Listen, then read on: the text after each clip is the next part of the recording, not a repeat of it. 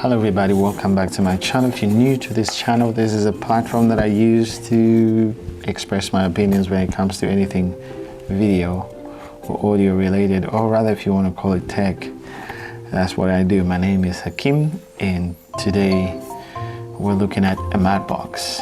Yeah, I know, this is the second video where I'm talking about matte boxes.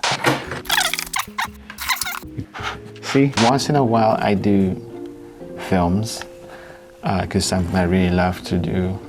I've done like 3 short films and I just shot recently another one, and it's something that I'm continuously going to be doing. But speaking of films or probably any other video projects, people like to use matte boxes. I was so obsessed with matte boxes in the first place, and I was able to spend quite an amount on this guy, which I'm actually selling at the moment. You know, pretty cost me. If you know Polar Pro base cam, they're not cheap. Later on I was like, oh, it's too much, and I got to smaller ones. But later on I discovered this. It's kind of bigger, but it's by a company called Proaim. So it's called the Proaim MB10. It's lighter and it's cheaper. And I understand somebody will be asking me, why would you pick up one that has 114 millimeter diameter? Because the lenses that I use for my films are 114 millimeter. So that's why I picked this one. But it doesn't mean it's only for those lenses with a front diameter that is 114 millimeter. There's adapters if you have, because recently most lenses have smaller diameters, like 95, like the DZO, popular DZO lenses. I'm going to get to the main reason that's why I picked this one up, because if you have a camera that has internal ND filters, then that means you won't need any ND filters in this type of matte box. All you have to do is just put in other types of filters. So means if you have 2 slots, that's enough to put in other artistic filters. Which takes me to this adapter. It's by Vizelex, company called Vizelex. It has NDs inbuilt inside, and that means if you shoot on mirrorless cameras, most of them don't have ND filters.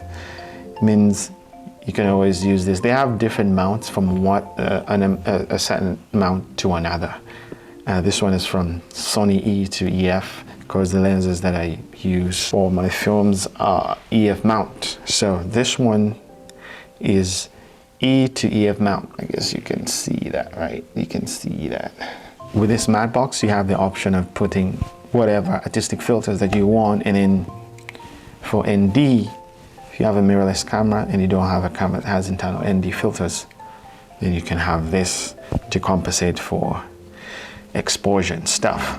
So you got your exposure here, and you have your artistic filters that you want to put in here to kind of bump up the look of your film. It really worked very well for me, given the kind of look that I was going for in the film that I was making, that I didn't have to bump too much ND in the matte box, and it's cheaper, and you can also take off this rubber and you can mount it on the gimbal and you don't have no problem. So this combination has been very helpful, and I just thought I would share it with you guys. Just wanted to bring this to your attention. There's going to be links to both of these in the description.